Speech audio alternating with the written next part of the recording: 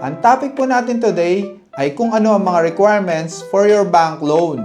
Kayo po ay business or self-employed, ang requirements po, number 1, 2 valid or government IDs. Number 2, appraisal fee payment.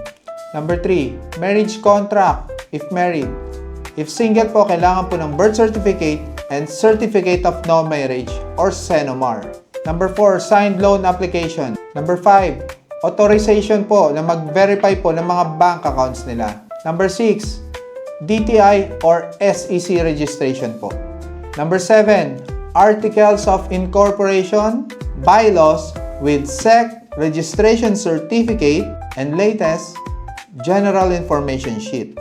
Number 8, financial statement and income statement for the past 3 years. Number 9, photocopy of your income tax return for the past 3 years. Then number 10, 3 to 5 trade references. Ito po yung mga names, contact number, and address po ng suppliers nila at kanilang customers. This is your Kuya Broker.